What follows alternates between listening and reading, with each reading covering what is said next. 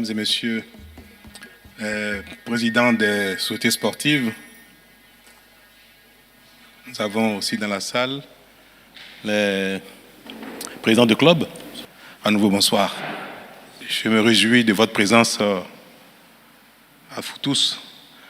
Et selon les informations que j'ai reçues, c'est que tous les invités, tous ceux que nous avons souhaité rencontrer sont dans la salle. Merci pour votre présence. Nous avons tous regardé les matchs de la Coupe du Monde avec beaucoup d'intérêt, beaucoup d'enthousiasme, même avec de la fierté pour certains matchs. Et nous avons vu cette demi-finale entre la France et le Maroc. Quelque chose qui a suscité beaucoup d'enthousiasme, de fierté, en tout cas sur le continent africain, pour une première participation d'une équipe africaine dans le carré final.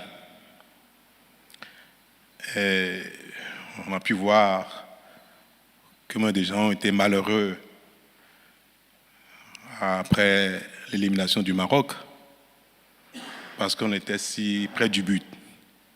Le Maroc méritait bien d'être qualifié, d'aller en finale. Ils en avaient non seulement la capacité, le talent, mais la rage. Mais le football, c'est aussi ça. Puis nous avons vu également la finale. Mais c'est pour dire que les joueurs africains brillent. C'est pour dire que l'équipe africaine brille. C'est pour dire que les nations africaines ont commencé à lever leur niveau d'organisation, le niveau de jeu, le niveau de foot. Mais malheureusement, ce sont seulement quelques pays qui portent le flambeau. Et d'autres les regardent avec beaucoup de fierté, beaucoup d'enthousiasme. Mais moi, je regarde ça aussi avec beaucoup de jalousie. Je suis jaloux parfois. Je suis très jaloux de voir que ce sont les mêmes qui portent le flambeau depuis si longtemps. Mais ça me donne aussi la conviction que c'est le travail durable qui paye. Et que ceux-là qui sont au sommet, sur le toit du football africain, c'est ceux-là qui travaillent depuis si longtemps pour relever le niveau de leur football. Leurs enfants brillent partout dans le monde, gagnent beaucoup d'argent, envoient beaucoup d'argent au pays, aident leur communauté à résoudre les problèmes du quotidien et révèlent leur pays. Nous l'avons si bien compris qu'au Bénin, depuis quelque temps, nous nous acharnons au travail, nous faisons dans le meilleur de nous-mêmes dans tous les domaines pour nous développer, ainsi que dans le domaine sportif. Quelque chose a commencé petitement, à preuve. Moi, je n'ai jamais vu au Bénin un tel regroupement de personnes concernées, intéressées par le sport, notamment le sport de masse. Et permettez-moi de vous saluer à nouveau, de vous remercier, de vous féliciter pour votre engagement, pour ce que nous avons commencé ensemble à réaliser dans tous les domaines, notamment dans le domaine sportif. Mais si nous nous satisfaisons simplement de nos premiers pas, nous pouvons rester sur le même palier indéfiniment. Or, il faut changer de palier. Les efforts d'un début ne suffisent pas pour aller au sommet, notamment dans un domaine aussi compétitif, que ce soit en foot, en basket, en hand, les sports de masse principalement, puis après dans les autres. Je vous ai invité pour faire un peu le point de notre début. L'État a montré sa volonté d'impulser le développement sportif, la compétition, en réalisant quelques infrastructures, une première série. Je crois que nous en avons réalisé environ 22 en plus de ce que nous avions dans le pays avant. Et une autre série va bientôt démarrer. Mais avant d'aller plus loin, il faut se convaincre de ce qui est fait, fonctionne, marche et impulse effectivement quelque chose. Donc, est-ce que, en dehors des infrastructures qui ont été construites par l'État, en dehors de la dynamique de la création des sociétés sportives, des lois que nous avons votées, de la dynamique qui est en cours, des prélèvements que nous faisons sur les entreprises pour financer un peu, globalement, le sport, en dehors de l'engagement de beaucoup d'entre vous pour le développement de leur club. Bientôt, nous allons augmenter notre capacité de diffusion de qualité des matchs. nous commençons à voir nos matchs à la télévision d'une meilleure qualité, mais bientôt, nous n'aurons rien à envier à la qualité des matchs qui sont diffusés dans les pays développés. Les équipements qu'on a commandés sont pratiquement arrivés et nous aurons beaucoup de plaisir à regarder ces matchs en qualité. Maintenant, il restera à avoir autant de talent sur les aires de jeu, comme nous aimons bien le voir ailleurs. Donc, quelque chose est en cours, quelque chose se fait mieux que par le passé. Moi, j'ai commencé à avoir beaucoup de plaisir à regarder les matchs à la télévision entre nos équipes. Et tous les week-ends, je regarde désormais le championnat béninois. Je vois que le niveau n'est pas mal. Mais je mesure aussi le chemin qui nous reste à parcourir. Et c'est la raison pour laquelle je vous ai invité ce soir, pour qu'on apprécie ensemble ce qui est en cours, ce qui est fait, pour qu'ensemble on regarde ce qui convient de corriger, ce qui convient d'apporter pour aller encore plus loin, d'envisager les perspectives et de nous exhorter donc à très vite gravir les paliers, les échelons du sport africain, principalement le foot qui est le sport le plus massivement pratiqué par nos populations, et pourquoi pas le hand, le basket, le volley, l'athlétisme, pour ne citer que ceux-là qui sont dans notre pays les principaux sports de masse. J'ai invité les maires et les secrétaires exécutifs parce que dans beaucoup de communes, ils sont devenus des acteurs du développement des sports, malgré eux. Les stades qui ont été construits leur ont été cédés pour leur gestion, pour leur développement. Là où on n'a pas trouvé d'investisseurs pour prendre en charge les clubs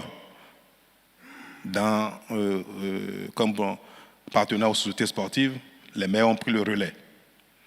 Donc, ils ont beau aimer ou ne pas aimer le football, les sports eux-mêmes, ils sont devenus des acteurs aujourd'hui des sports au Bénin. Et c'est pour ça que je vous ai invité.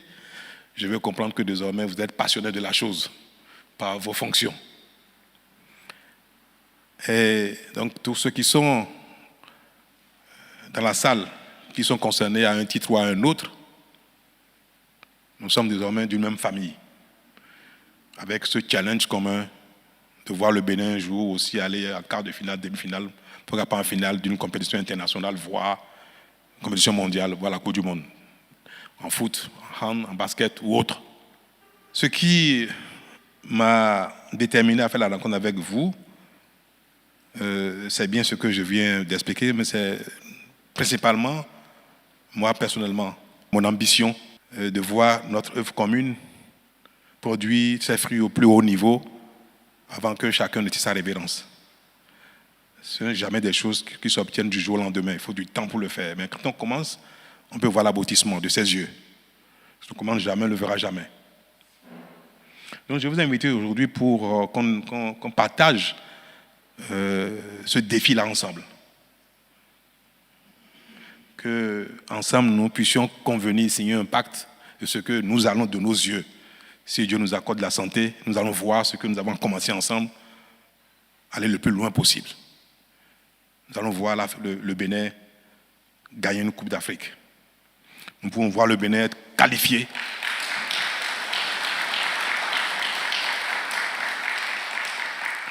au sommet d'une compétition mondiale. Je voudrais qu'ensemble on prenne ce pari-là. J'ai convoqué la réunion avant les derniers événements footballistiques qu'on a vus. Et quand j'ai vu le Maroc jouer, j'ai dit au ministre, j'ai raison d'avoir convoqué cette réunion parce que je veux partager avec les amis du sport ce challenge-là. Mais est-ce que nous allons nous parler, est-ce que nous pourrons nous parler pour dire qu'est-ce qu'on peut faire pour arriver à ce stade-là très vite? Nous allons voir qu'est-ce que l'État doit faire encore. Qu'est-ce que chacun à votre niveau, que ce soit les maires, les municipalités, que ce soit les présidents des clubs, que ce soit les sociétaires, qu'est-ce que nous pouvons faire pour aller encore plus vite et plus loin? Parce qu'avec la volonté, on peut déplacer des montagnes. Ce n'est pas qu'une façon de parler, c'est une réalité. Nous voyons bien au Bénin combien la volonté nous a amené à réaliser des choses qu'on ne pensait jamais pouvoir faire en si peu de temps. Si le Bénin commence à se faire parler de lui au plan international, nous aurons vraiment fini de nous démontrer que le Bénin est vraiment un autre pays et que nous sommes désormais capables de tout. Moi, j'ai quelques idées, mais je ne vais pas commencer par moi. Je vais vous laisser la parole d'abord et puis nous allons échanger sur la question, tous azimuts, librement. Merci beaucoup. Merci, Monsieur le Président de la République. Monsieur le Président, nous sommes le 22 décembre et je me suis rendu compte tout à l'heure, quand vous avez pris la parole dans cette salle, qu'un 22 décembre, puis un 23 décembre 2016, nous nous sommes réunis ici même pour acter la réconciliation entre les acteurs du football qui jadis étaient divisés, et que c'est à partir de ce moment-là que ce que nous célébrons aujourd'hui et que nous voulons amplifier davantage a commencé. Et donc, sans être superstitieux, je veux dire que si, par un concours de circonstances, nous nous réunissons encore un 22 décembre sous votre présidence dans cette même salle, ce départ que nous prendrons sera encore plus intéressant pour le sport en général et les disciplines majeures dont nous avons parlé en particulier. Monsieur le Président, nous avons invité dans cette salle, comme vous l'avez mentionné, les maires et les secrétaires exécutifs des 22 communes bénéficiaires de la première phase des stades que nous avons construits pendant le premier mandat de notre quinquennat. Nous avons invité également les présidents, premiers responsables des clubs professionnels de football. Nous avons invité les directeurs des sociétés qui, pour la plupart, sont aussi les présidents des sociétés sportives qui ont donc aujourd'hui la responsabilité d'opérer les clubs professionnels. Puis nous avons invité les présidents de 5 fédérations, la fédération de foot, la fédération de basket, la fédération d'athlétisme, la fédération de handball et la fédération de volleyball, qui sont les 5 disciplines dont les aires de jeu se retrouvent dans les 22 stades déjà construits et qui sont les 5 disciplines qui sont en avant dans la démarche de professionnalisation que nous avons engagée. Monsieur le Président, mon propos sera pour d'abord vous renouveler nos remerciements au nom de toute la famille sportive et pour dire que, ainsi que vous l'avez annoncé, nos ambitions sont encore plus grandes et les quelques exploits que nous avons pu connaître, l'euphorie de 2019, entre autres, montrent bien qu'avec sérieux, organisation, discipline, on peut y arriver. Le Maroc dont nous parlons aujourd'hui et qui est la première nation africaine à atteindre une demi-finale de Coupe du Monde, c'est bien ce Maroc que le Bénin a battu en 2019 en Égypte dans un 8e de finale de Coupe d'Afrique. Comparaison n'est pas raison, mais cela montre bien que tout est à notre portée si nous savons nous prendre au sérieux, si nous savons nous organiser, si nous savons entretenir, développer la passion qui anime chacun de nous à tous les niveaux, et si nous savons faire les investissements humains, matériels et financiers qu'il faut. Je dois dire ici que le chemin parcouru est assez encourageant, même s'il n'est pas totalement satisfaisant. Nous restons encore, Monsieur le Président, sur notre soif quant au niveau que nous souhaitons atteindre pour ces 5 disciplines, et notamment le foot dont je vais parler prioritairement pour commencer. Ce que je voudrais simplement dire, c'est que les acteurs sont en attente d'une amplification de l'action de l'État à leur bénéfice. Les subventions que nous avons multipliées de façon importante restent insuffisantes. La taxe que nous avons instaurée et qui nous permet de collecter davantage de ressources reste insuffisante quand on regarde les montants collectés. Et donc la solution, Monsieur le Président, c'est comment nous nous mettons ensemble pour combiner les efforts de l'État et les efforts des différents acteurs ici présents. Pour nous, il y a 2 sujets majeurs. Le premier sujet, c'est comment nous maintenons en bon état de fonctionnement nos 22 infrastructures. Pour ce sujet, Monsieur le Président, nous avons fait un double choix. L'un qui consiste à confier la concession des stades aux communes et l'autre qui consiste à en confier la concession aux sociétés sportives qui sont propriétaires des clubs basés dans les localités où sont ces stades.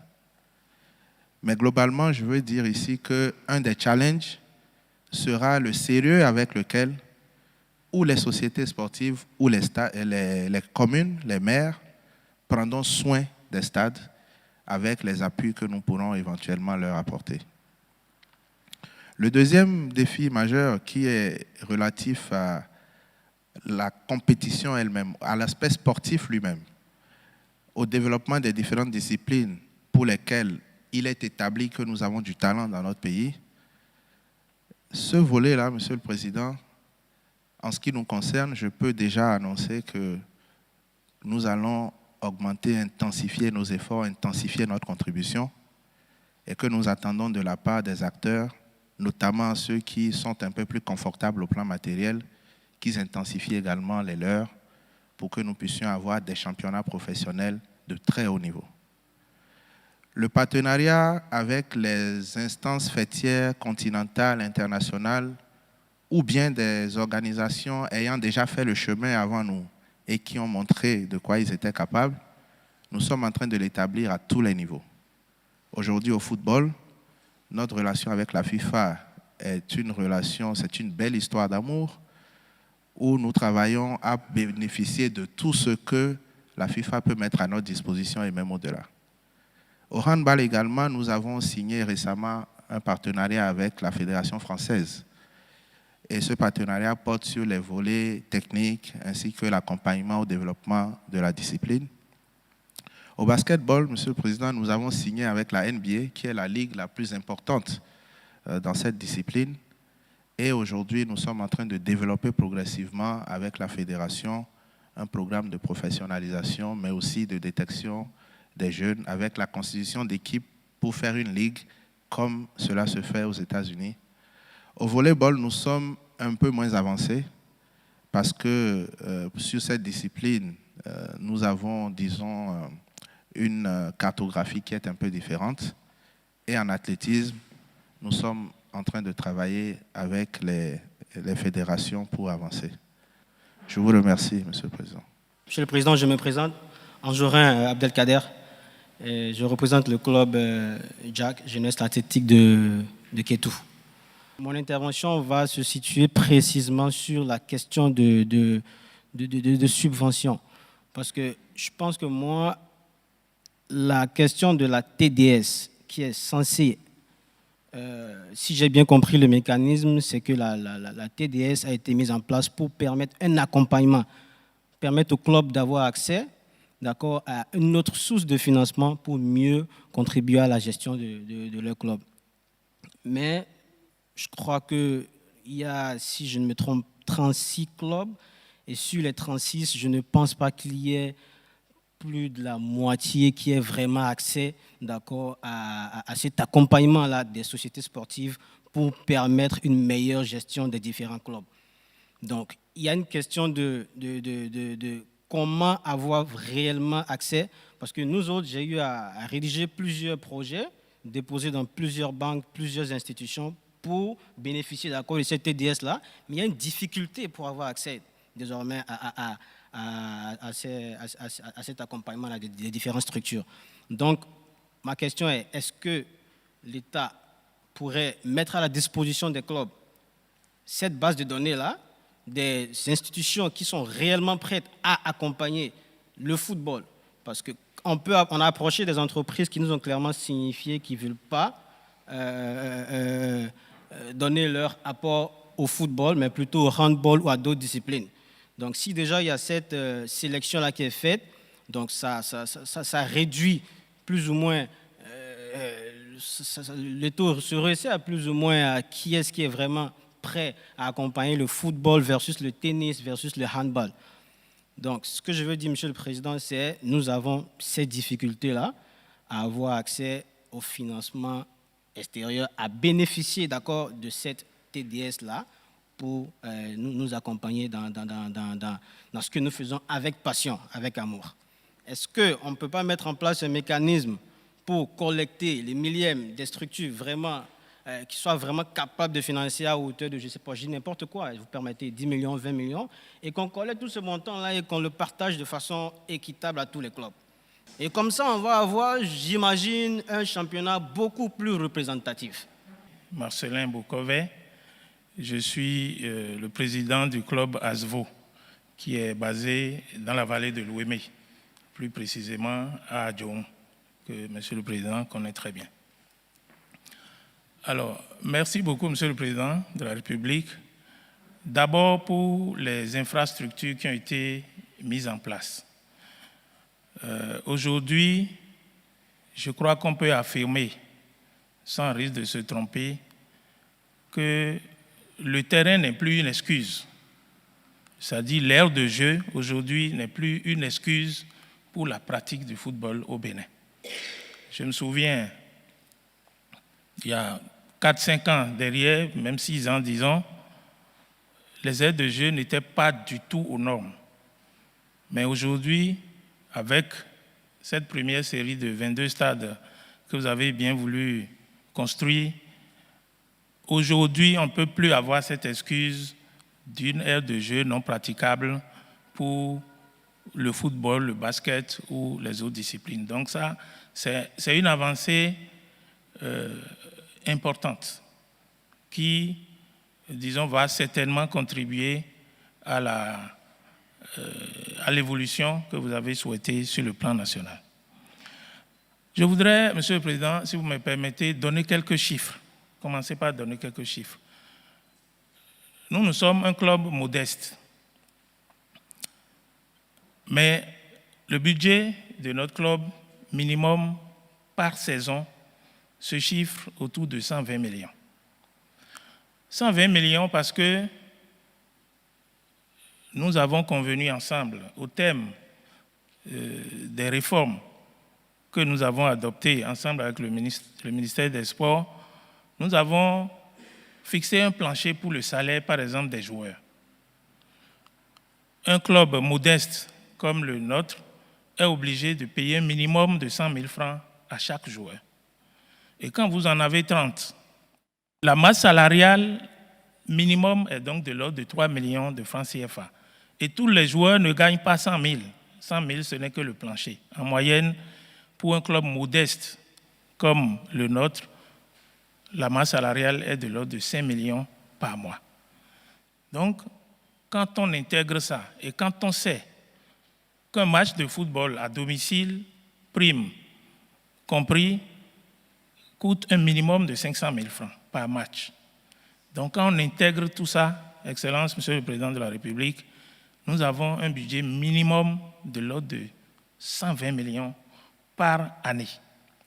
C'est vrai, nous avons, grâce au ministre des Sports, on a augmenté substantiellement la subvention de l'État vis-à-vis des clubs. L'année passée, pour les clubs qui ont pu jouer la Ligue professionnelle, la Super Ligue professionnelle, on avait eu droit à 20 millions.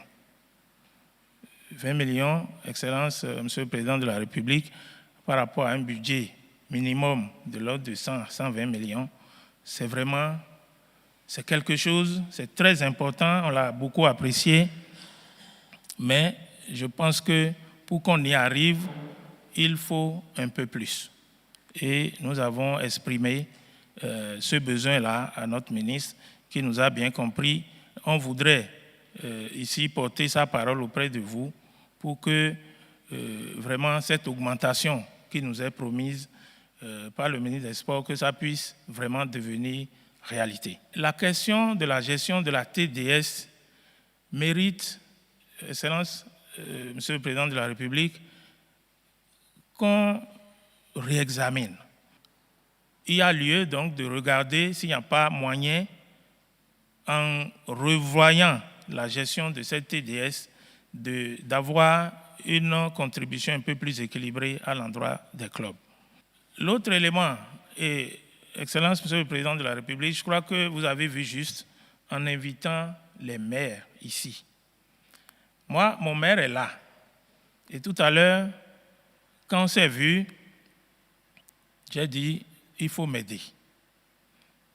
Parce que le football, c'est une passion. Mais ça mobilise, ça développe nos communes. Je ne peux pas comprendre qu'une commune ne puisse pas avoir en son sein un minimum pour soutenir un club qui, disons, anime l'activité sportive sur son territoire.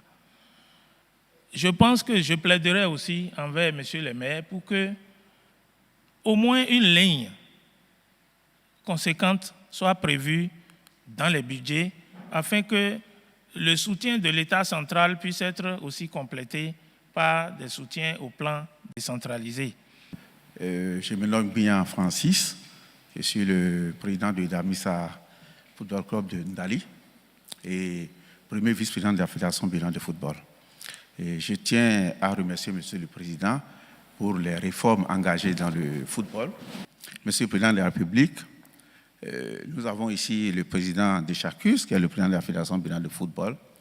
Honnêtement, tout ce qu'on fait au niveau de la Fédération Bilan de football, nous avons le soutien du ministère et par ricochet de vous-même, Monsieur le Président de la République. Mes prédécesseurs ont abordé le volet financement du football, je ne vais pas revenir là-dessus.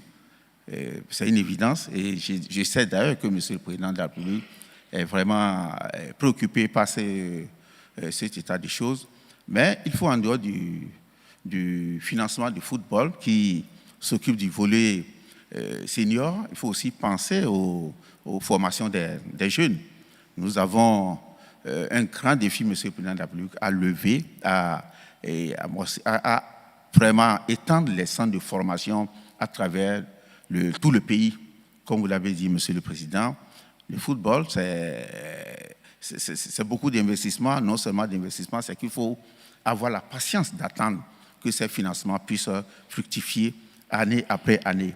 Donc nous devons aussi penser comment nous allons vraiment nous occuper du volet des jeunes, parce qu'aujourd'hui, si les seniors passent, il faut préparer déjà la relève afin que cet investissement que nous allons faire ne soit pas perdu dès qu'une génération va partir.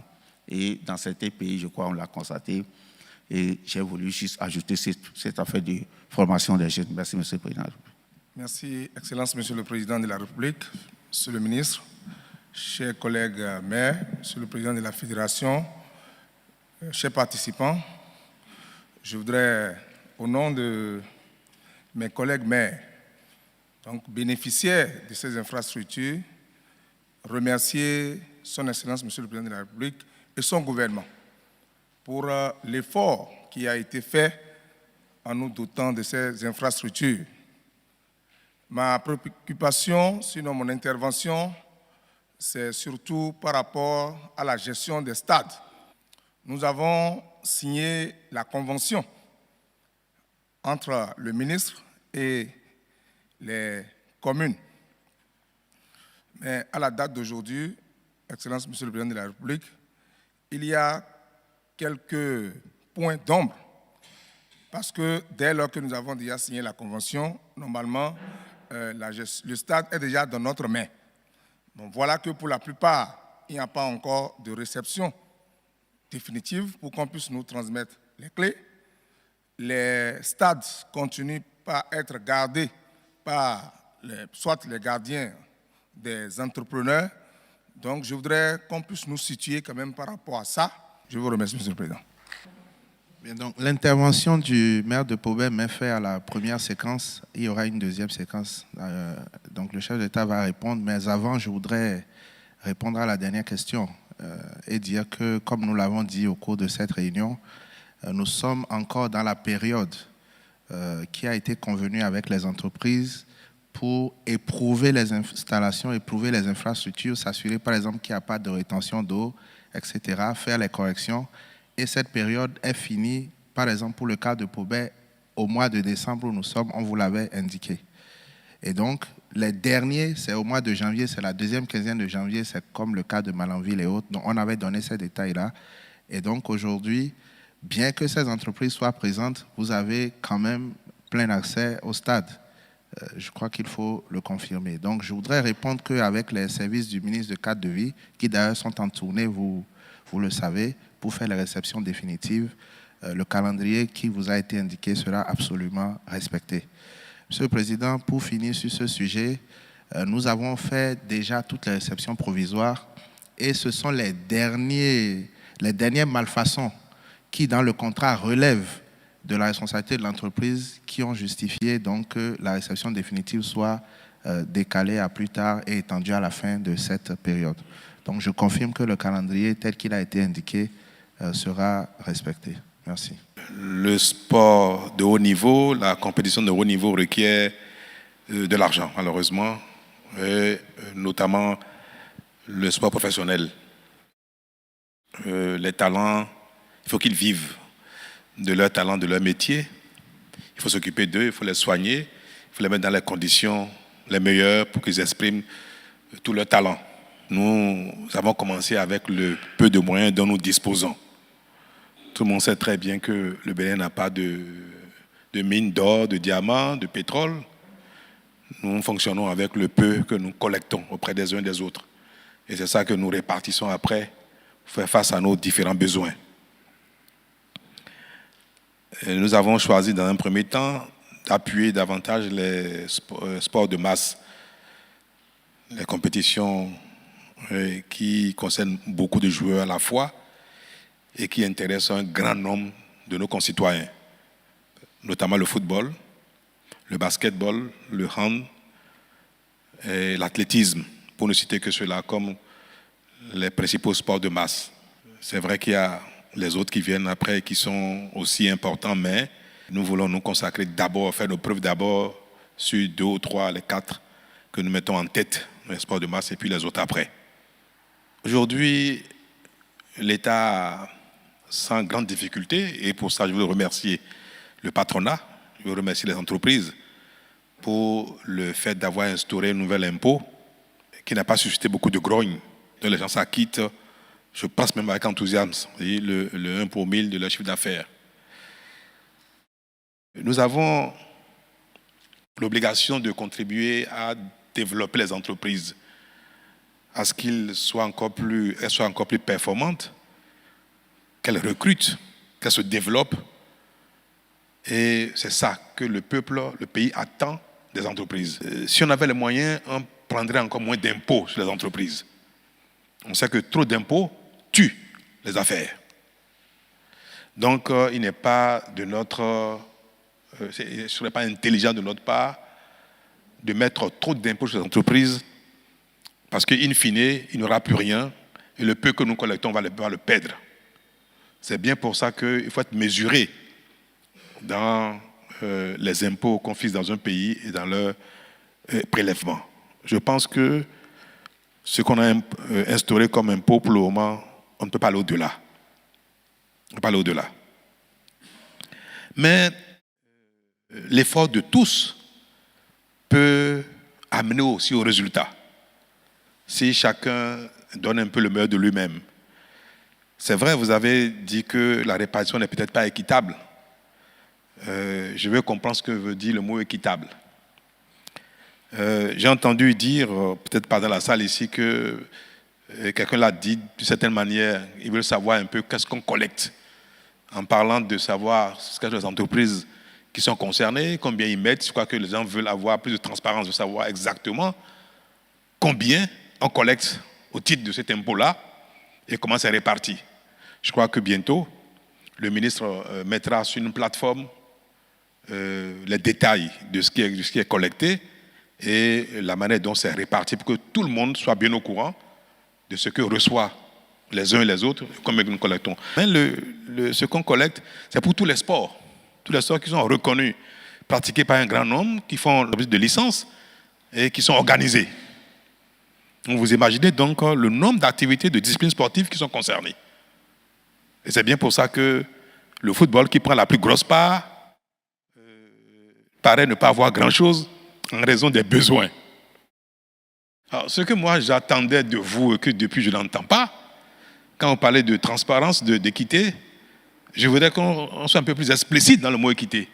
Est-ce que vous souhaitez que ceux qui ont des clubs qui appartiennent à des sociétés qui paraissent un peu plus nantis soient beaucoup moins subventionnés que les autres et que la répartition ne soit pas linéaire et égale pour tout le monde? Moi, je pense à la chose, je pense que ce serait bien que la somme répartie au club dans une discipline.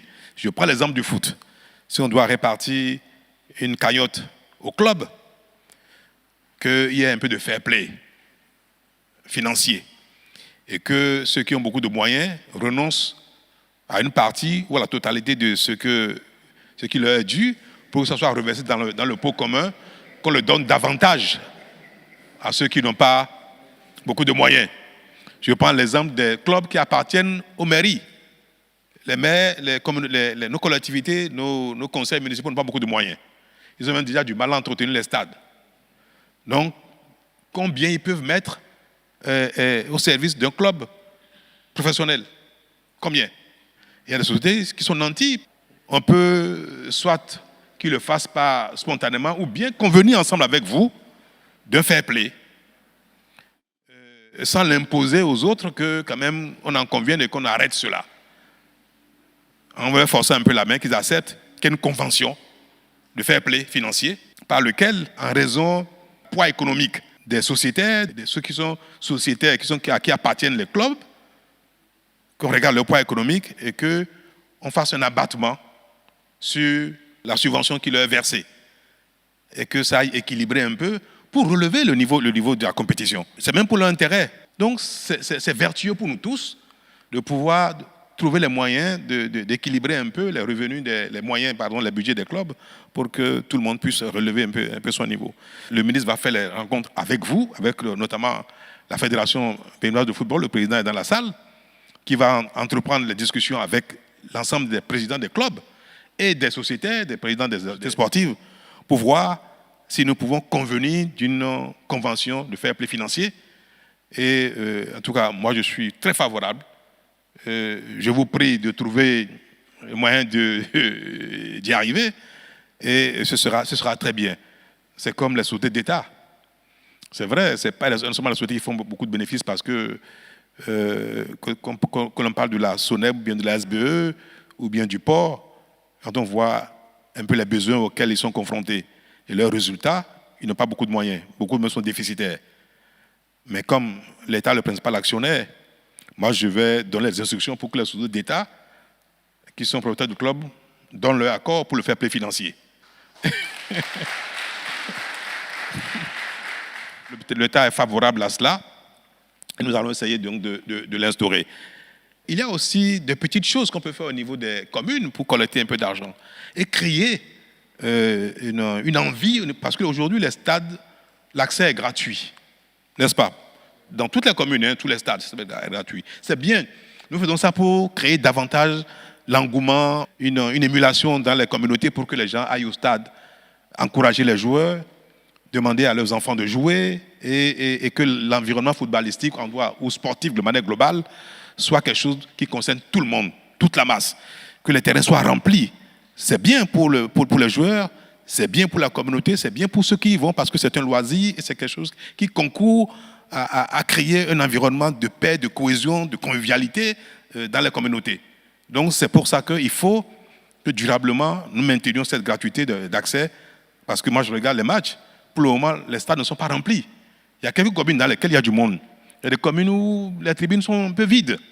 Et ça, c'est pas bon.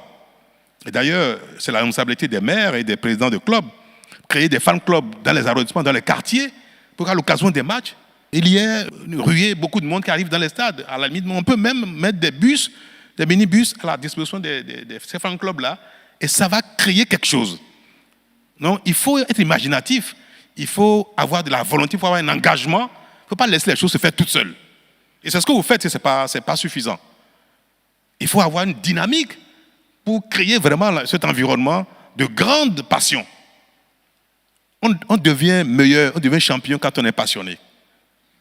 Les pays qui sont au sommet du sport, c'est les pays même pauvres, c'est les pays dans lesquels le sport est une passion collective, dans lesquels la masse est passionnée.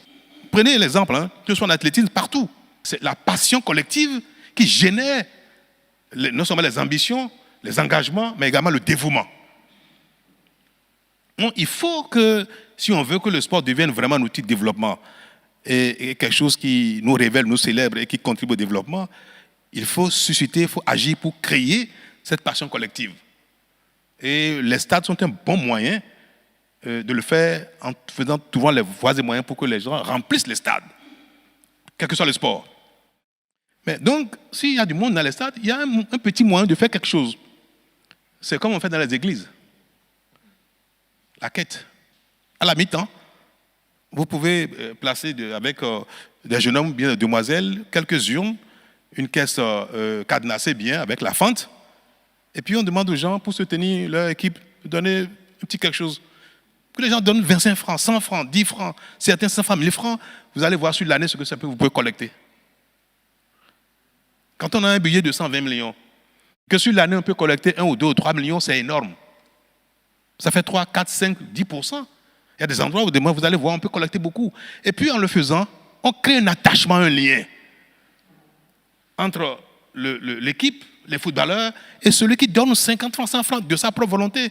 Le jour où il est content, s'il a 5 000 francs en poche, il peut tout donner. Parce qu'il a vu une équipe extraordinaire jouer, l'euphorie, la fierté fait que, vous savez, comme la foi, quand les gens ont la foi, ils peuvent tout donner, toute leur fortune. Donc, les gens peuvent donner beaucoup d'argent. Il faut instaurer ça. Moi, j'ai vu ça nulle part. Donc, voilà des petites choses qui vont faire que nous tous, nous allons contribuer au développement des sports dans le pays. Alors donc, en ce qui concerne les moyens, mes chers amis, pour le moment, l'État ne peut pas faire beaucoup plus que ça. Mais le fair play sportif peut aider. Et nous allons demander aux entreprises qui sont dans le pays d'être davantage des sociétaires, de créer des sociétés sportives, d'être coactionnaires dans des entreprises sportives pour que de plus en plus de clubs aient les moyens des entreprises, qui sont également des outils, des vecteurs de communication, des vecteurs commerciaux. Et puis après, on peut gagner de l'argent dans 5-10 ans quand on réussit à faire d'un club une véritable machine à gagner. Donc, il y a aujourd'hui beaucoup d'entreprises encore dans le pays qui ne sont pas encore engagées, qui payent le 1 pour 1000. Mais nous avons prévu, pendant l'année qui vient, les sensibiliser davantage pour les amener à investir, de sorte que tout ce qu'on va collecter sur les autres puisse être versé à ceux qui n'ont pas d'entrepreneurs, d'entreprises à leur soutien. Mais ce sera davantage pour les années à venir le basket, le hand et l'athlétisme. Ces 3 autres fédérations, on va travailler avec elles beaucoup au courant de l'année pour voir comment impulser davantage la dynamique dans ces 3 compétitions pour que le peu qu'on observe déjà, on voit que ça prend, que cela puisse devenir également aussi pour nous une discipline de rayonnement, et peut-être autant, sinon même plus que le football. Mais il y a une doléance que je veux également porter, vous adresser, vous exprimer à votre endroit. Il faut que les clubs aient des moyens de transport convenables pour que pendant les voyages, ils soient dans un confort relatif. Et il faut mettre les enfants dans des bus confortables, dans des bus aussi qui assurent leur sécurité. Parce que, par exemple, pour la Super League, vous allez du nord au sud, de l'est à l'ouest. Et là, on fait des grandes distances. Il faut des bus confortables. Quand moi, je vois le PSG débarquer dans des gros bus, très beaux à l'intérieur, vraiment confortables, climatisés, qu'on sort, je dis c'est de voir des choses qui donnent envie aux enfants de jouer. Et on peut faire pareil. Aujourd'hui, toutes les communes, pratiquement toutes les communes sont reliées par le goudron, n'est-ce pas? Pour aller d'une commune à une autre. Les quelques communes qui restent, dans 1 ou 2 ans, on aura fini de relier toutes les communes du Bénin par le bitume. Donc, il sera donc aisé, parce qu'en général, ces genres de bus ne sont pas faits pour circuler sur des pistes. Mais comme il y a du goudron partout maintenant, donc les grands bus confortables, climatisés, donc c'est des fauteuils, on peut dormir, on peut même descendre du bus et aller jouer, parfois. Donc ces bus-là, je vous invite pour les grands clubs Il y a au moins une dizaine de clubs aujourd'hui qui sont capables d'acheter ces grands bus-là. Très beaux. Et qui peut aussi porter la marque des sponsors. Et quand ce bus débarque, comme il y a la télévision, il y a les caméras partout dedans, on va les montrer de plus en plus. On verra à la télé ces bus-là avec ces brandings. Et on verra bien les enfants descendre de ces bus-là et ça va créer quelque chose. Si vous voulez même, moi je peux négocier auprès du gouvernement pour que le gouvernement participe. Oui. On peut le faire. Si on retient ça et puis on définit le type de bus qu'il faut, le confort qu'il faut et qu'on sort dans le coût, on peut dire, nous participer à hauteur de 20, 30, 40% même, c'est possible. Donc j'invite encore une fois le président de la fédération à discuter avec le ministre et les autres pour qu'on définisse donc ces choses-là et qu'on regarde de combien l'État peut faire une participation ponctuelle. Ça, c'est ponctuel. Si c'est récurrent, ce n'est pas possible. C'est pour ça que quand on va parler de la subvention, on ne peut pas le faire de manière, plus que ça, de manière récurrente. Mais quand c'est un financement ponctuel, on peut le faire pour motiver les uns les autres à faire une telle chose. Donc, nous allons amener les ingrédients qu'il faut pour que le développement du sport soit une réalité au Bénin et que cela donne envie, même aux enfants les plus qui ne se savent pas doués, de s'essayer au football parce qu'ils voient. Bref, tout ce qui concerne donc l'aspect moyen financier, moyen matériel, sincèrement, je pense que si nous faisons tous les efforts qu'il faut, cela motivera d'ailleurs l'État à faire davantage et nous pouvons donner les moyens qu'il faut à nos joueurs. Il y a un aspect des choses que vous n'avez pas évoqué. Est-ce que le nombre de joueurs étrangers qui est limité à 6 pose un problème? Est-ce que c'est trop? Est-ce que c'est suffisant? Ou bien est-ce qu'il faut permettre plus? Parce qu'il y a aussi une chose qui crée l'émulation. C'est quand il y a des talents, quelques talents au sein des équipes, que ça entraîne les autres à élever leur niveau. Donc ce n'est pas une mauvaise chose qu'on permette au club de prendre des professionnels, des joueurs professionnels d'ailleurs pour venir créer davantage de compétences et de compétition au sein des clubs. Je crois qu'aujourd'hui, c'est 6 qui est autorisé, non? 6 maximum. Est-ce que c'est bon? Ce débat a eu lieu ici à la présidence du ministre. Vous avez dit que vous ne voulez pas qu'on limite le quota. Et on a échangé, j'ai apporté des éclaircissements, vous avez limité à 6. Je crois que le nombre 6, c'est important. C'est important parce qu'il y a 11 personnes qui jouent, 11 joueurs sur le stade. Et si on a 6 joueurs étrangers qu'on a limités qui n'ont pas... Avant, c'est que parmi les 6, on a dit qu'il n'y a que 3 qui peuvent jouer. Aujourd'hui, les 6 peuvent jouer sur le terrain. Donc, on n'aura que 5 Béninois. Donc, si ces 6 peuvent nous aider à aller plus haut, je crois que le maximum qu'on peut accepter pour développer le football au Bénin, c'est le 6. On ne peut pas le... Moi, je crois bien que je suis président du club minimum. Ça fait au moins 8 ans ou 7 ans, je ne sais pas à peu près. Mais selon mes expériences, monsieur le président, je préfère qu'on amène le nombre à 10 et maintenant voir la manière dont, si ce n'est pas match, on peut mettre 3 ou 4, comme le président vient de dire. Le reste sera dans les détails. Mais le nombre, il faut qu'on augmente, parce que je sais comment ça pèse sur nous. Vous venez de le dire, monsieur le président. Le football, c'est la promotion des stars. Peu importe, là, on peut trouver, comment on appelle, les stars. On peut les amener dans notre pays. Dès que ça se déroule chez nous, la promotion sera faite dans notre pays. Mais dès qu'on va les limiter, monsieur le président, le Bénin a commencé le football. C'est à votre avènement, nous on a compris que les championnats a commencé par se dérouler sans arrêt. Sinon, à l'époque, le championnat se déroulait 2 saisons, ça s'arrêtait aux 3 saisons, ainsi de suite. Donc, on doit savoir que le travail reste encore à faire. Je vous remercie. La passion des sports est quelque chose qui contamine. Et l'admiration des talents, également quelque chose qui se transmet et qui suscite des vocations. Messi n'est pas européen. Neymar n'est pas européen. Moi, j'ai vu quand Messi a signé à Paris, le jour où il est arrivé à Paris, et j'ai vu la foule qu'il y avait à l'aéroport, étendu au Bourget. Et je vois combien de petits Français, d'autres nationalités dans ceux-là qui portent le maillot de Messi, parlent de football, lui, c'est Messi ou rien. Et bien qu'il ne soit pas français, il joue en France. Neymar, on le voit. Ceux qui ont des talents deviennent la propriété de tout le monde. On ne sait plus de quelle nationalité ils sont. Moi, j'ai vu des gens supporter l'Argentine contre la France alors qu'ils sont français, à cause de Messi. Parce qu'il voulait que Messi finisse sa carrière avec la Coupe du Monde. Pour que la légende soit réelle et éternelle. C'est ça qu'on observe dans le milieu du sport. Alors, dans un pays où on n'a pas encore un grand nombre de joueurs qui ont le niveau qu'il faut pour d'abord créer l'événement sportif. Pour que quand on allume sa télé, bien quand on va au stade, on a du plaisir, on regarde un football alléchant, qui donne envie de retourner au stade, qui donne envie d'allumer quand on fait quelque chose, et puis c'est l'heure du match, on veut allumer pour voir un match extraordinaire.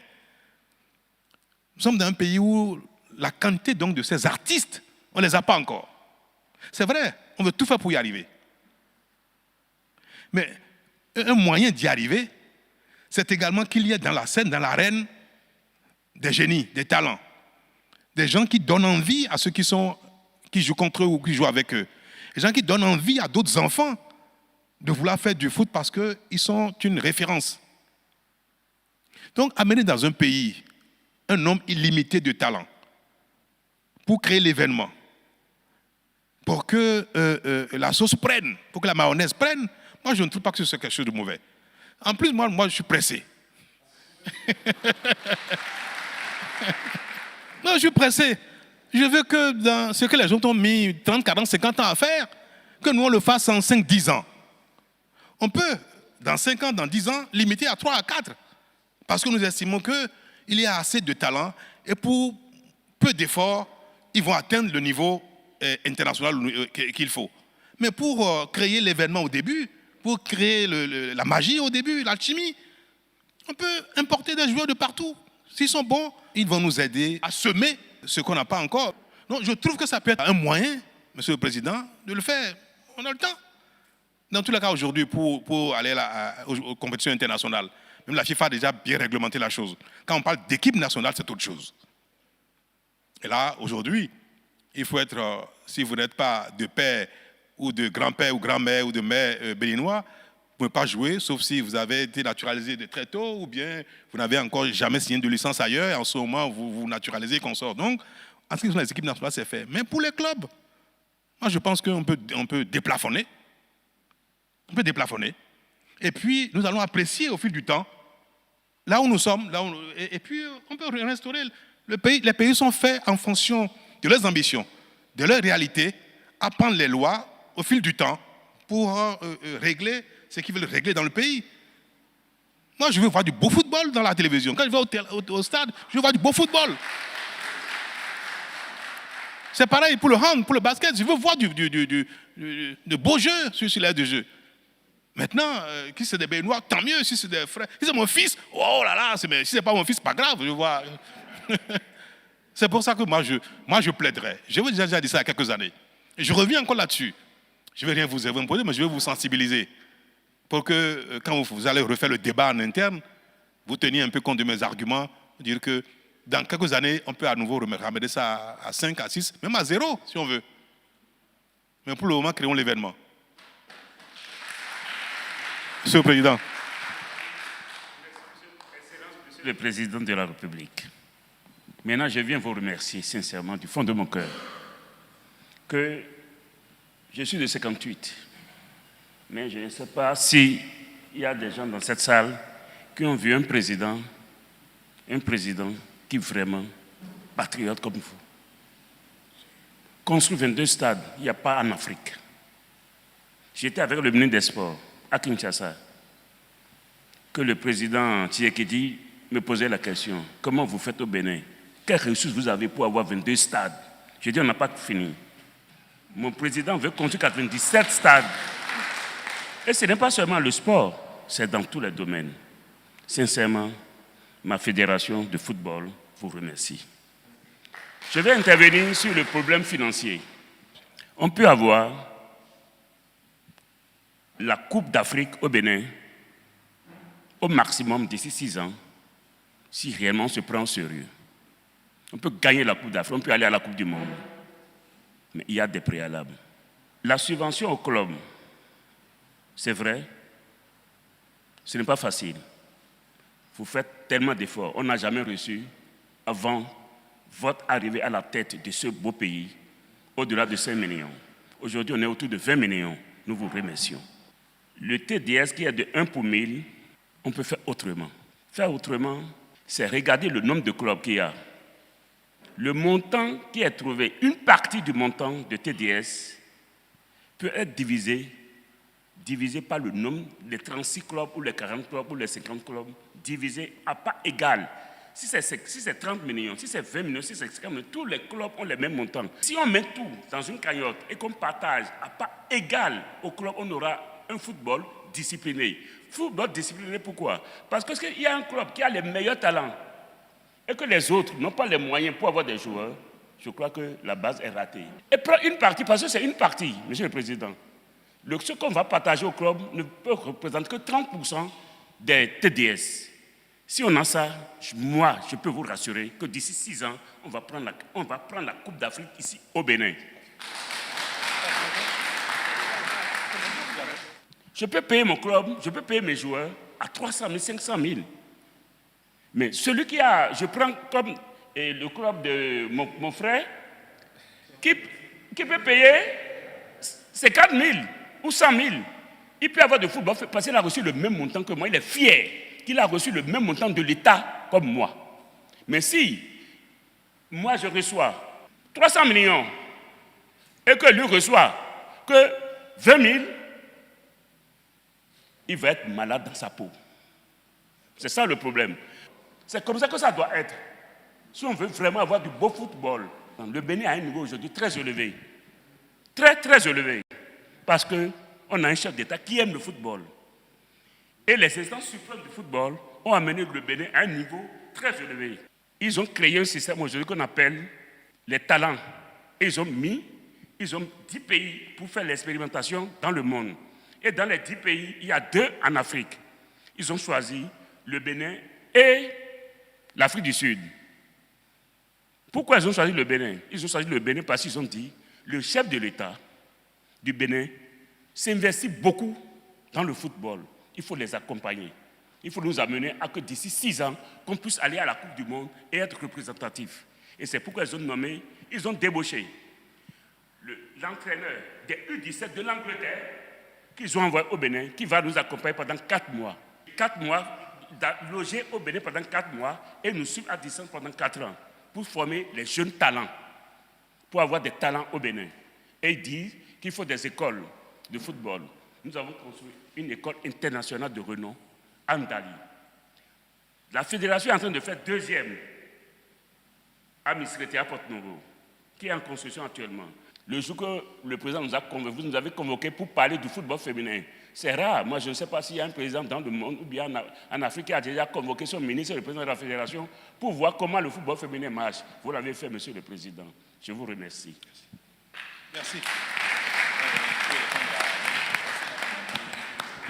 Monsieur le Président de Chacus a commencé par exprimer un point de vue qui est partagé par certains présidents de clubs, mais sur lequel je ne suis pas d'accord avec eux et nous avons un désaccord très clair sur ce sujet, mais c'est un détail.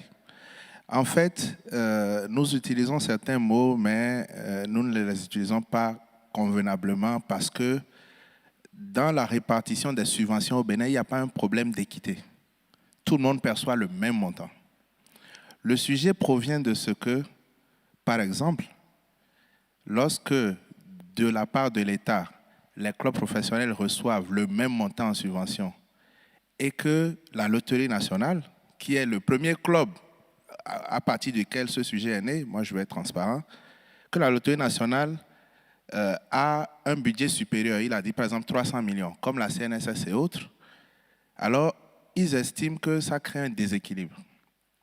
Ma réponse est que dans tous les championnats du monde, il y a des clubs plus riches que les autres. Deuxièmement, Monsieur le Président, le système de solidarité dont vous parlez, le fair play financier peut amener les clubs les plus riches à dire « nous, ces 20 millions ne représentent rien, nous y renonçons » pour que cela renforce ce que nous donnons aux autres. Mais il faut un fair play financier, comme vous l'avez dit. Mais en ce moment, si je prends le cas des 36 clubs professionnels du Bénin, la question que j'ai posée, c'est si je veux priver la Loterie nationale, la CNSS, l'ASPAC, de ressources en considérant qu'ils sont confortables, est-ce que je considère que la SONEB et la SB2E sont confortables? La vraie réponse, c'est qu'ils ne le sont pas comme on croit. Mais encore, je veux dire, ça c'est l'État, nous y allons. Et j'ai posé une question qui a d'ailleurs arrêté le débat, nous avons rigolé. J'ai dit, qu'est-ce que je fais du club de Mathurin Deschacus?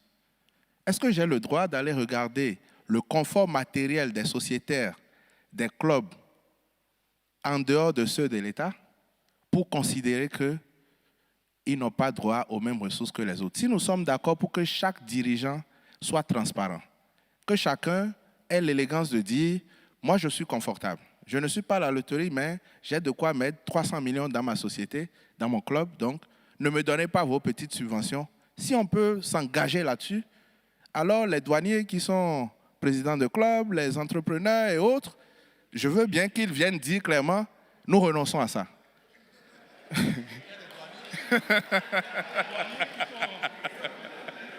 Il faut avouer qu'il y a une pertinence dans les remarques du président de la fédération, qui a une pertinence qu'on a déjà observée à travers d'autres propos.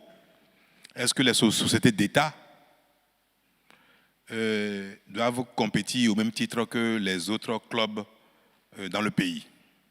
C'est pertinent. Mais le problème, c'est que nous voulons tous qu'il y ait des clubs professionnels dans le pays. Nous voulons qu'il y ait un nombre suffisant de clubs professionnels pour que de la compétition naissent et progressent les talents. Quand le privé n'est pas suffisamment représenté dans une dynamique nationale, quand il n'y a pas beaucoup de pharmacies dans un pays, l'État est tenu d'ouvrir des pharmacies par lui-même. Les stades. Dans les grands pays, ce sont les clubs qui construisent des stades. Pourtant, au Bénin, c'est l'État qui a construit les stades, et peut-être que demain, la CNSS, peut-être demain, la Loterie nationale. Donc pour le moment, les 22 stades, c'est l'État qui a fait ça. Donc là où le privé n'est pas suffisamment représenté, ne joue pas son rôle à suffisance, l'État peut suppléer, l'État peut intervenir, jusqu'à ce que le secteur privé ait pris le pas, et l'État se retire. Donc c'est pour créer l'émulation, c'est pour créer l'environnement, c'est pour amener le nombre de clubs à atteindre le minimum nécessaire que nous avons demandé aux entreprises, même qui n'avaient pas, on l'a même forcé la main pour devenir des sociétés, pour créer des sociétés sportives. Et également, donc, pouvoir animer la compétition pour relever le niveau. Mais nous veillons aussi à ce qu'ils ne mettent pas un budget trop important pour déséquilibrer la compétition. Les budgets qui sont consacrés au sport passent devant les conseils d'administration et après, tout cela même, après remonte au conseil des ministres parce qu'on regarde leurs comptes. Aucune société d'État, aujourd'hui, ne met 500 millions dans le football. Si le niveau moyen des budgets est de l'ordre de 100, 120, 200 millions, il ne doit pas dépasser ça. Et nous savons un peu quels sont les budgets des clubs. Je souhaiterais que les grands clubs passent leur budget au moins à 200, 300 millions, même 400 millions. Et je voulais d'ailleurs prier, vous, PDG de OFMAS, à passer le budget de votre club peut-être à 300 millions, voire même 400. Côté sport, il y a beaucoup d'autres qui sont des... Le port aussi, pourquoi pas. Bon, la SONEB, je ne sais pas, parce que nos Béninois ont besoin de l'eau, besoin d'eau partout. Nous avons encore beaucoup de Béninois qui n'ont pas encore accès à l'eau potable. Et 100 millions, dans une année, c'est de l'eau pour des centaines de personnes. Moi, je pense que l'eau potable passe avant le sport. Il faut vivre avant de jouer au football. Il faut vivre avant de jouer au basket. Il faut donner d'abord de l'eau aux gens, avant de les amener à se développer par tout autre moyen, comme le sport. Donc, nous sommes aussi confrontés à cela. L'État veut agir pour créer l'événement, mais nous veillons à ce que cela soit compatible avec ce que les privés existants sont capables de faire et aussi compatible avec les missions des entreprises d'État, des sociétés d'État. Pour le moment, je pense qu'il est utile que ces 4 ou 5 sociétés d'État animent la compétition avec vous, avec les autres clubs. Au moment opportun, s'il faut qu'ils se retirent, ils vont se retirer, ils vont vendre des clubs, ils vont les vendre et se retirer. Et que vous veillez aussi à ce qu'il n'y ait pas des budgets qui soient disproportionnés avec le budget ordinaire ou bien commun de la plupart des autres clubs. Même si l'État veut animer la compétition, ne veut pas tuer la compétition. Donc, faites-nous confiance pour veiller à ce que les clubs appartenant à des autres États animent la compétition sans la tuer. Mais un fair play peut être instauré. Et moi, ce que j'appelle fair play, c'est demander au contraire à ceux-là peut-être de renoncer, ou bien on convienne de mettre en place une règle qui fait qu'on leur donne moins de subventions ou pas du tout, et que la subvention collectée aille plutôt aux autres clubs. Mais ce sera valable pour vous aussi, hein, Président. Ce ne sera pas que les autres d'État. Les entreprises privées qui ont beaucoup de moyens, elles aussi, vont devoir être fair play.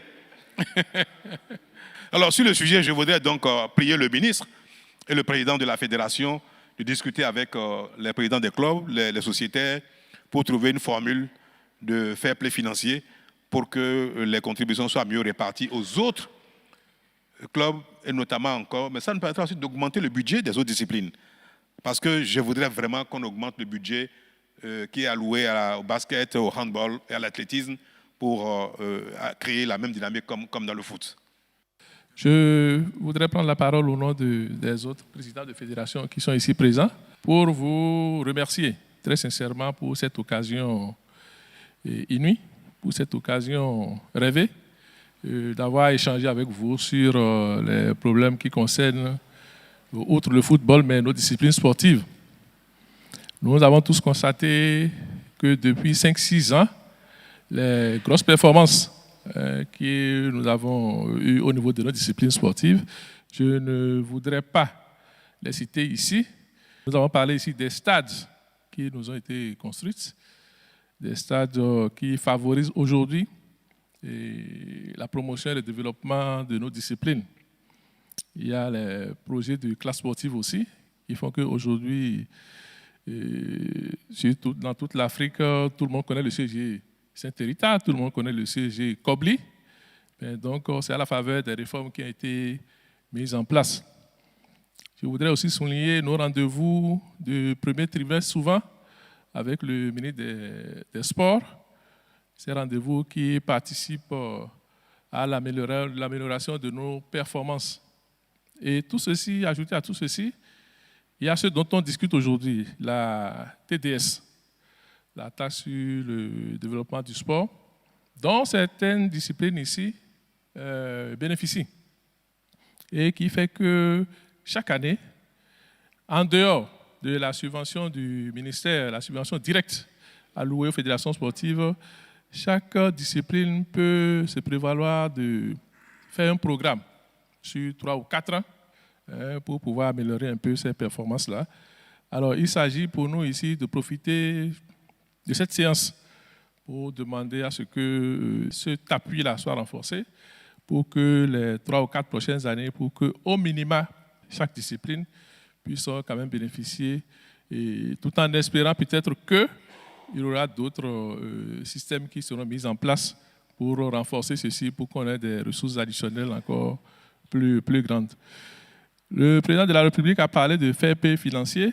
Nous pensons que ce fair play peut consister, par exemple, à ce que si peut-être l'auto ne souhaite pas céder aux autres, qu'il soit imposé sportivement à l'auto d'avoir une équipe de hand et de basket, 2 équipes outre le foot, oui, que ce fair play financier peut se traduire par exemple en ça.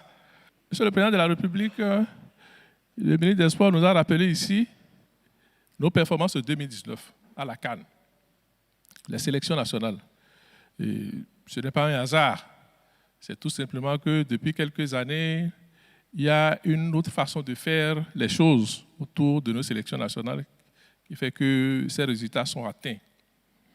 L'ensemble des fédérations sportives, tout au moins les 4 qui sont ici, nous aurons bien aimé aussi que nos sélections nationales soient détachées des fédérations, les appuis, que l'État s'approprie de nos sélections nationales pour que nous ne soyons pas obligés, en termes de participation de nos sélections nationales, de le faire sur les subventions directes que nous avons du ministère des Sports. C'est-à-dire que nos sélections nationales soient prises en charge directement par l'État, un peu comme cela se fait au foot.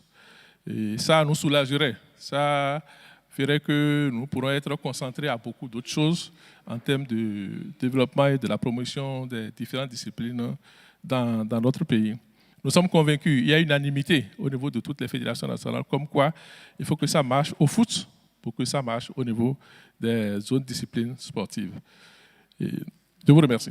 Moi, c'est Gabriel Senangaoutoli, c'est le maire de la commune d'Avrancourt. Je ne pouvais pas ne pas transmettre la gratitude du conseil communal d'Avrancourt et aussi la gratitude de la population pour ce joyau de stade que nous avons eu dans la commune d'Avrancourt. Mais après l'intervention du ministre, nous avons su que la réception provisoire, la réception définitive n'est pas encore actée. Mais quand nous faisons un tour sur le terrain, au niveau de l'aire de football, il n'y a pas de problème. Mais au niveau de l'aire des sports de main, le constat est que tout autour, il n'y a pas de gazon, il n'y a pas de choses là, donc c'est des terres de barre.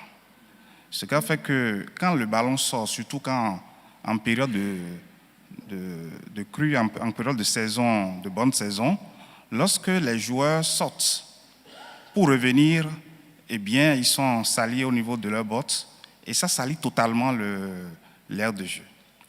Alors, nous voulons suggérer qu'avant la réception définitive, deux possibilités, où on renforce la terre de barre par des terres qui seront particulières et qui ne font pas salir, faire salir, ou mettre carrément de grillage autour de ces aires de jeu pour permettre à ce qu'il y ait quand même une pérennité au niveau des sports après la réception définitive. C'est la suggestion que nous voulons faire. Merci, Monsieur le Président. C'est vrai qu'on observe qu'au-delà de l'ère de foot, les autres parties des stades, et comme vous nous le dites, notamment autour des aires de basket, de hand et consorts, c'est la terre de base. C'est comme ça que le projet a été défini. On n'a pas défini d'engazonner tout le stade ou de mettre des pavés dans les autres parties qui ne sont pas directement heures de jeu en dehors de la partie football. Vous savez, comme on dit, nous avons essayé de faire le minimum ou le maximum avec le peu de moyens dont nous disposions. Peut-être qu'on aurait pu faire seulement qu'une dizaine de stades totalement confortables au lieu de faire 22 ainsi. Mais je pense que si on doit juger ce qui a été fait, il vaut mieux faire 22 comme ça que de faire qu'une dizaine à un confort maximum. Donc, et comme vous le savez très bien, il n'a pas été prévu de mettre du gazon à cet endroit-là, ou même de les paver, ça n'a pas été prévu. Autant ça salit le fait que la terre de barre reste ainsi et que dès que le sol est mouillé, ils reviennent sur l'aire de jeu avec de la terre, ce qui gêne également, même en dehors de salir, ça gêne l'évolution des joueurs quand il y a de la terre sur l'aire qui est normalement en ciment ou bétonné, par exemple comme le handball. Ça peut glisser. Mais au-delà de ça, il y a aussi que, moi je l'ai dit au ministre, quand je regarde la télé, je vois une bonne partie des stades qui sont en herbe, comme vous venez de le dire. Et ce n'est pas bien. Ce n'est pas bien. Je m'adresse aussi bien aux concessionnaires, ceux qui ont signé avec l'État les conventions de concession de stades, qui avaient la responsabilité des stades, que les maires qui sont responsables des stades, que c'est un bien commun.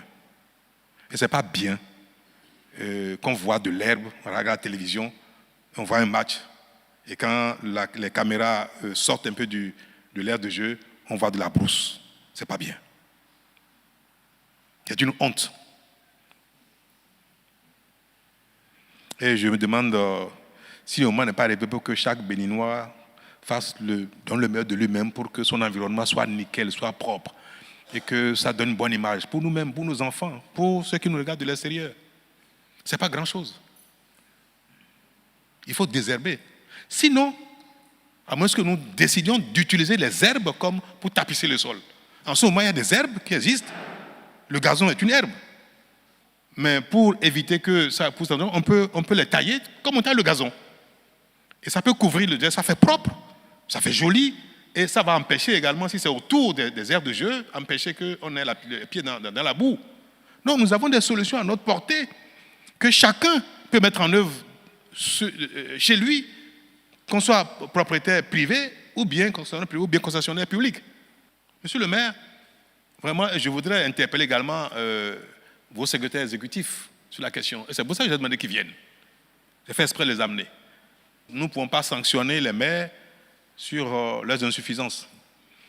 On ne peut les sanctionner que quand ils commettent des délits. Mais on peut sanctionner les secrétaires exécutifs sur leurs insuffisances.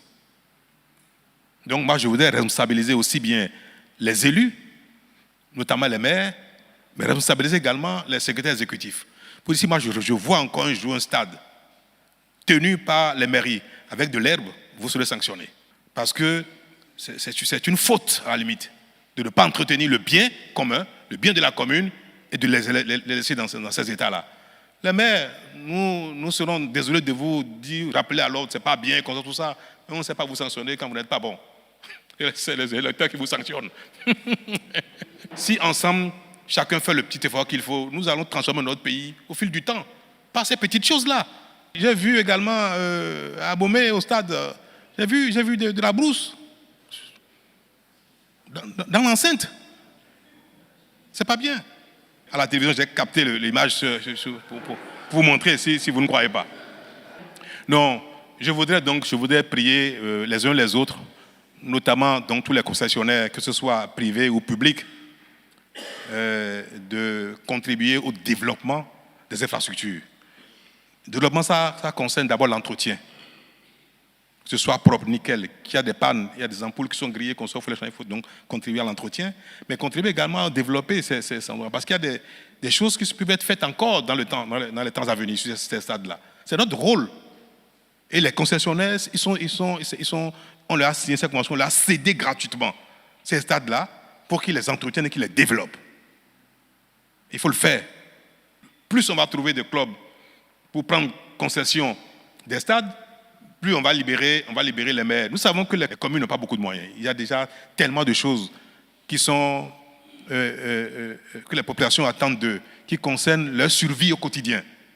Et il est difficile de distraire des ressources de survie pour financer le développement. Il faut survivre avant de se développer. Donc on peut comprendre qu'ils aient du mal à trouver des lignes budgétaires pour financer les activités sportives, bien que ce soit nécessaire à notre développement. Mais quand les gens sont inondés, leurs maisons sont emportées par l'eau de ruissellement, et qu'il faut faire des assainissements, quand les centres de santé n'existent pas, ou bien les toits sont partis, et qu'il faut, une femme doit accoucher, pas accoucher sous la pluie, sauver un enfant, une femme qui doit accoucher, un enfant qui doit naître, paraît plus urgent que d'entretenir un stade.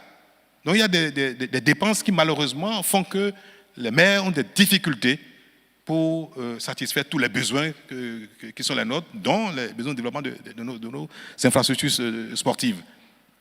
Mais néanmoins, le minimum, on peut faire le minimum pour donner au moins le bon exemple pour dire qu'on fait le minimum, même si on n'a pas les moyens de faire plus que ce que vous faites. Mais ce dont je parle, c'est à votre portée.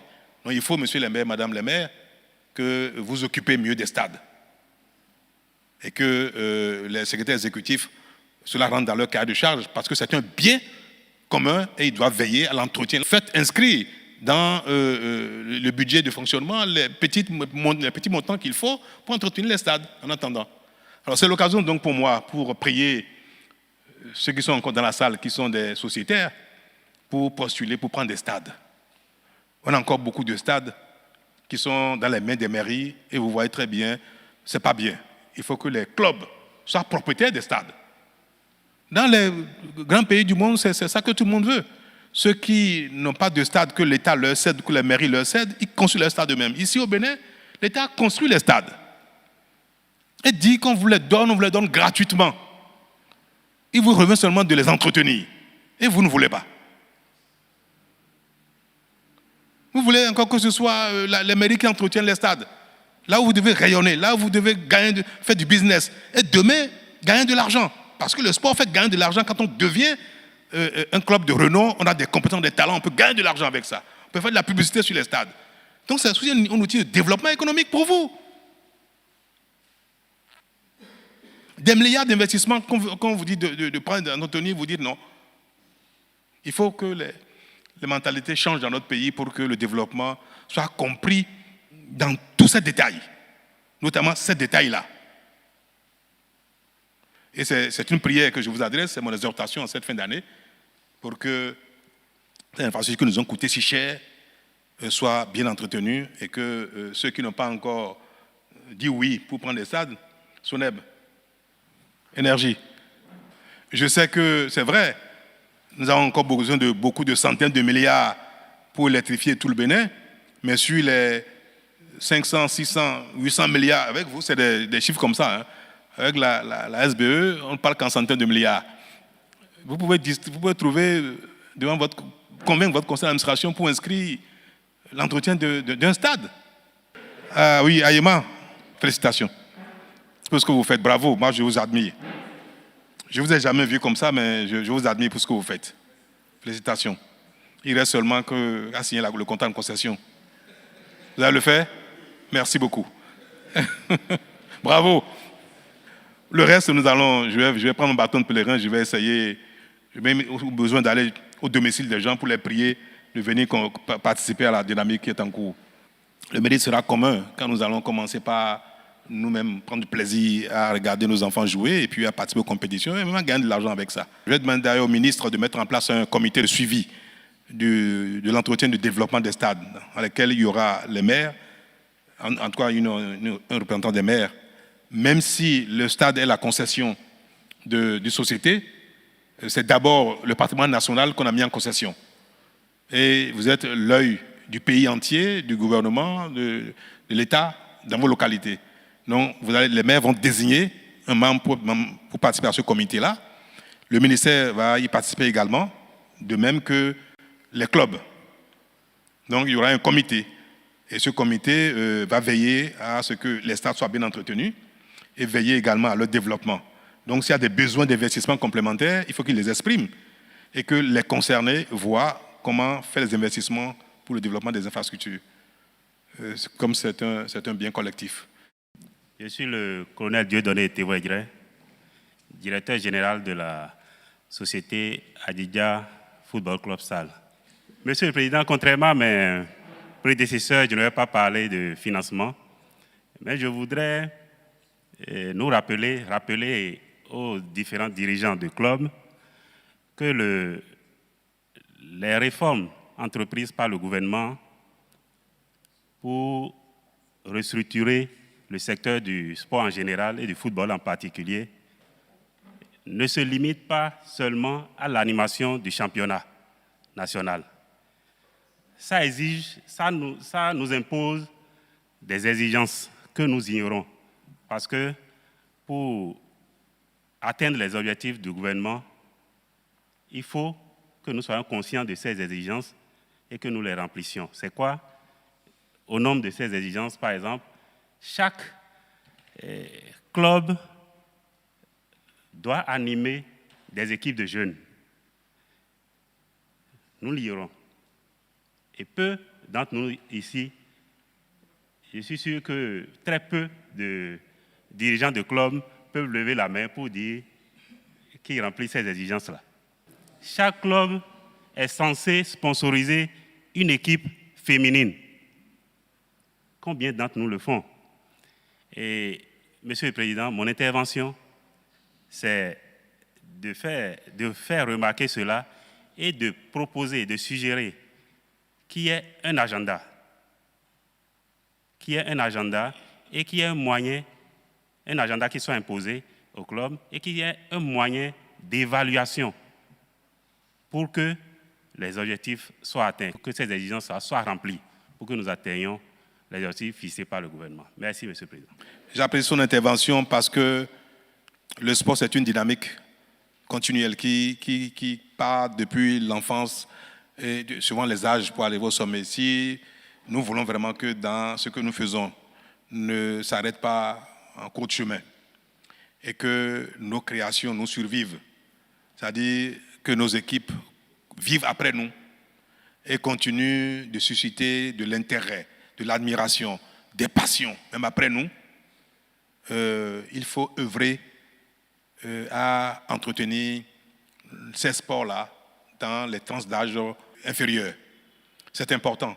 C'est pour la survie même des sports qu'il faut le faire. Et il n'y a pas mieux que les clubs pour le faire. Moi, je dis c'est une exhortation, normalement c'est une exigence, c'est vrai. Mais au moment où je supplie les gens de créer des sociétés sportives, au moment où je demande pardon aux gens de prendre des stades, ils ne sont pas tenus de le faire. Ils ne sont pas tenus de créer des sociétés sportives. Donc, on les sensibilise, on les supplie. On leur demande pardon de le faire pour notre intérêt global sportif. Il serait difficile de dire que les exigences là, si vous ne respectez pas ça, quand ça va le faire? C'est bien de rappeler ces exigences là, et c'est bien de montrer l'intérêt que cela représente pour le sport, pour la discipline en question. C'est très bien de le dire. Mais nous n'allons pas nous fatiguer de les sensibiliser, de les informer, de les exhorter, de leur rappeler cela, parce que c'est dans leur propre intérêt. Et c'est en cela que votre intervention est utile.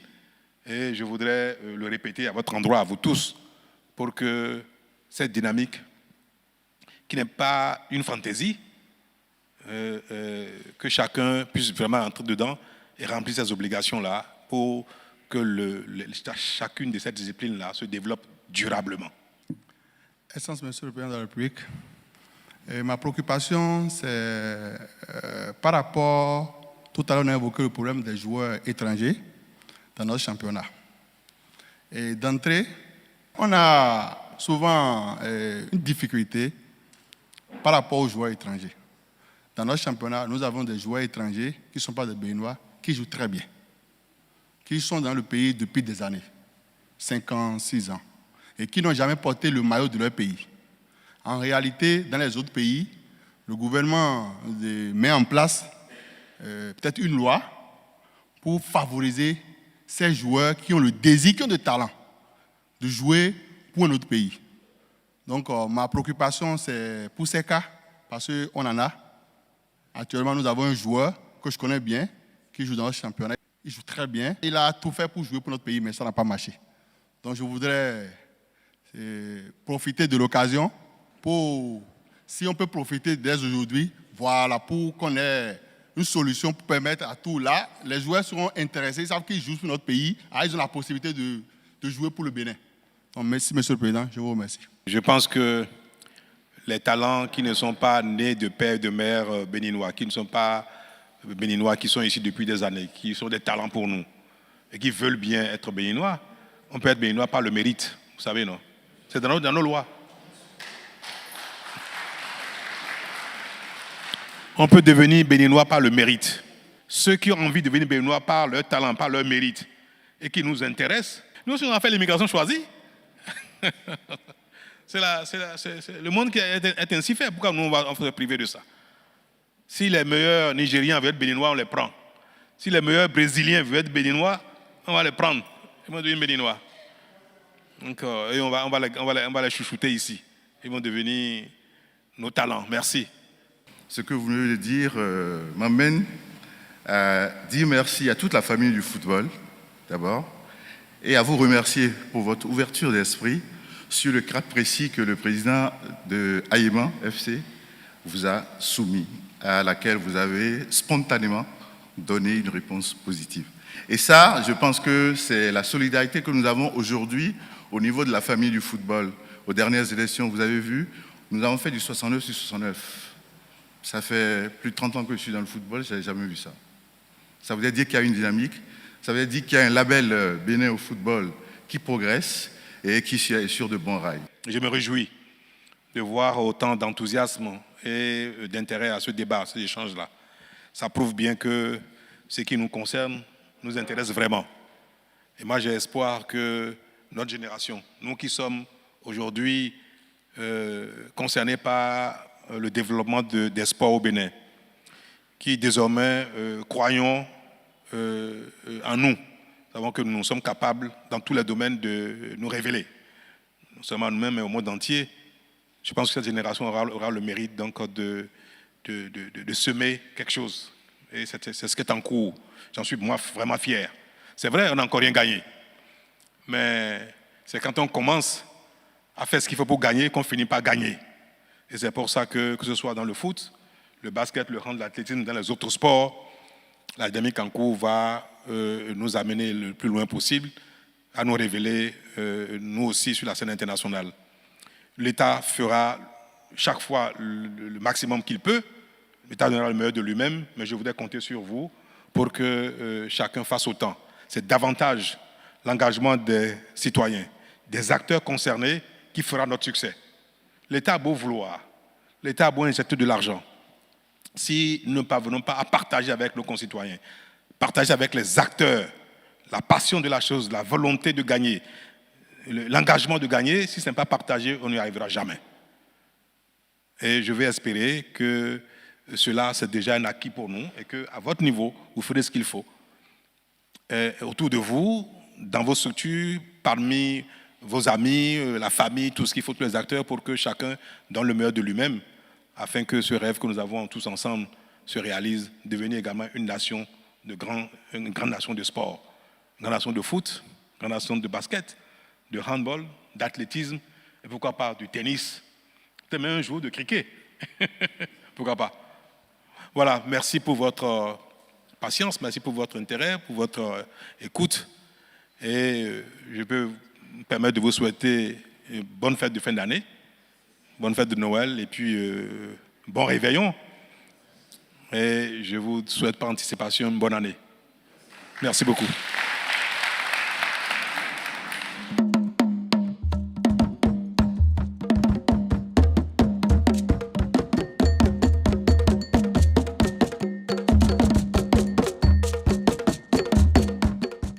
La société Bioservice Bénin SA, leader dans la vente des parcelles sécurisées en République du Bénin, lance sa spéciale promo de fin d'année.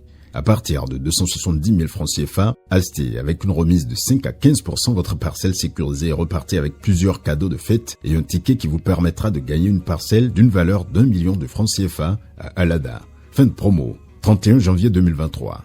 Notez bien, le stock est bien limité. Infoline 61 61 23 89, Bioservice Bénin SA. L'immobilier en toute sécurité. La société Bio Compagnie Internationale SA, distributrice agréée du ciment diamant, vous livre à des prix défiant toute concurrence partout au Bénin. Vous êtes entrepreneur, propriétaire ou même revendeur, faites-nous appel pour du ciment de qualité. Attention, livraison gratuite pour toute commande supérieure ou égale à 10 tonnes. Infoline plus 229 99 25 64 02. Bio Compagnie Internationale SA, l'efficience à votre portée.